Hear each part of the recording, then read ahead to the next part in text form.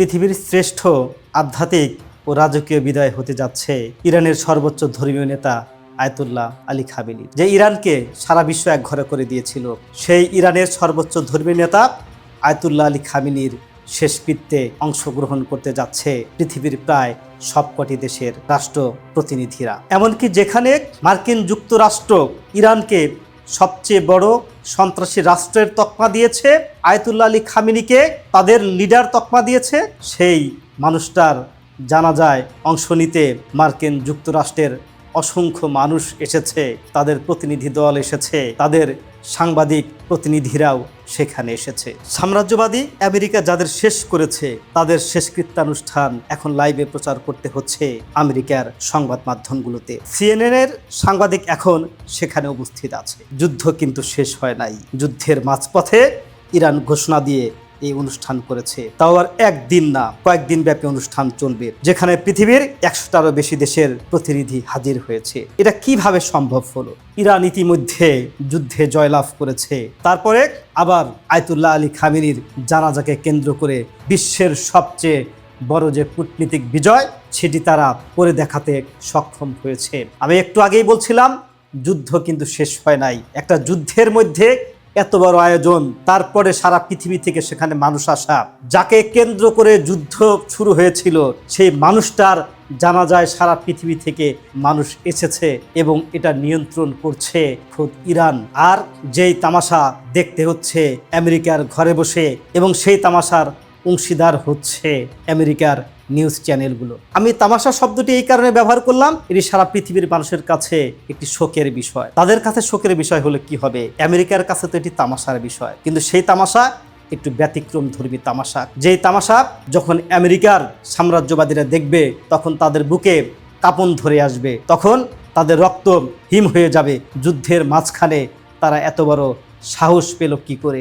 আর এটি যেন আমেরিকা কোনোভাবেই সহ্য করতে পারবে না। একে তো যুদ্ধে তারা নাকানি চুবানি খেয়েছেই, তারপরে আয়াতুল্লাহ আলী খামেনির জানাজাকে কেন্দ্র করে সবচাইতে বড় কূটনৈতিক বিজয় হয়েছে ইরানের। কিছুদিন আগেও ইরান ফুটবল যখন ফিফাতে খেলতে গেল তখন তাদের সাথে কতটা পার্সিয়ালিটি করা হয়েছে তা বিশ্ববাসী জানে। একটি খেলাতে না হেরেও তাদেরকে লজ্জাজনকভাবে ফিরতে হয়েছে, এবং শেষ খেলাতে তাদের গোল হওয়া যে বিষয়টা সেটাকে অফসাইড ধরে তাদেরকে বাইরে বের করে দেওয়া হয়েছে। তাদেরকে অনুশীলনের কোনো সুযোগ পর্যন্ত দেওয়া হয় নাই। এই যে বড় পার্সিয়ালিটি, সাংস্কৃতিক তথা খেলাধুলা অঙ্গনেও ইরানের সাথে পার্সিয়ালিটি করেছে এই আমেরিকা নামক রাষ্ট্রটি। যখন তারা দেখবে যে ইরানকে আমরা স্যাংশন দিয়েছিলাম, সারা পৃথিবী থেকে একঘরে করে দিয়েছিলাম, সেই ইরানের সর্বোচ্চ ধর্মীয় নেতার জানাজায় আর সারা পৃথিবী থেকে লোকজন এসেছে। শুধু মুসলিম কান্ট্রি নয়, মুসলিম দেশের বাইরেও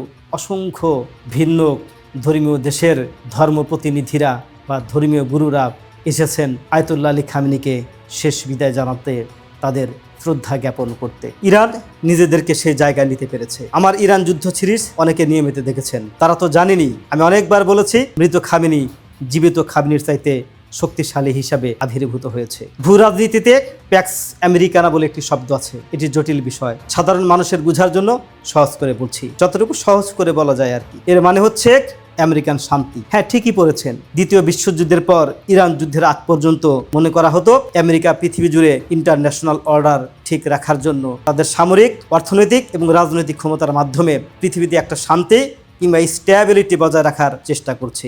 একই আমেরিকান শান্তি কিংবা প্যাক্স আমেরিকানা বলে, যেটি একটি ল্যাটিন শব্দ। যেমন ধরেন আমেরিকান সাম্রাজ্যের আগে বলা হতো প্যাক্স ব্রিটিয়ানিকা, মানে তখন ব্রিটিশ সাম্রাজ্য পৃথিবী জুড়ে এই শান্তি বজায় রাখার চেষ্টা করত। আর এর আগে ছিল প্যাক্স রোমানা, অর্থাৎ তখন রোমান সাম্রাজ্য পৃথিবী জুড়ে শান্তি বজায় রাখার চেষ্টা করেছে। এভাবে সাম্রাজ্যবাদীরা যুগে যুগে নিজেরাই নিজেদের শ্রেষ্ঠ প্রচার করে বেরিয়েছে। পৃথিবী জুড়ে যত অশান্তি এর বেশিরভাগ এই সাম্রাজ্যবাদীরা সৃষ্টি করে রেখেছে, আর ওরাই নাকি শান্তি প্রতিষ্ঠা করে বেড়ায়। এর আগে রোমান সাম্রাজ্যের পতন হয়েছে, তারপরে ব্রিটিশ সাম্রাজ্যের পতন হয়েছে, আর ইরানের যুদ্ধের সাথে সাথে আমেরিকার সাম্রাজ্যেরও পতন হয়েছে। এবং যুদ্ধের মাঝখানে তারা যেটি দেখালো, এতে করে আমেরিকান সাম্রাজ্য আর মোটেও টিকছে না, এটা ধরে রাখতে পারেন। আর আল্লাহ যাকে সম্মান দেয় তাকে অসম্মানিত করার সাধ্য পৃথিবীর কারণেই, যেটি আয়াতুল্লাহ আলী খামেনির জানাজাতে আমরা দেখতে পাচ্ছি। আয়াতুল্লাহ আলী খামেনি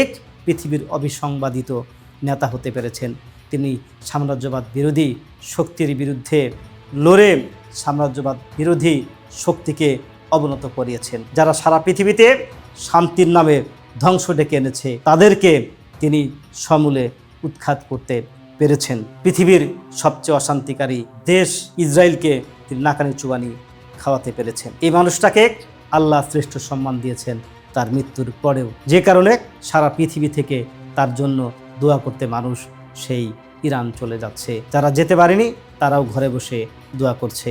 আমরা ইসলামের এই মহান রাহবারের জন্য দোয়া করি, আল্লাহ তার কবরে শান্তি বর্ষিত করুক। আবাদুল আবাত্তক, আমিন।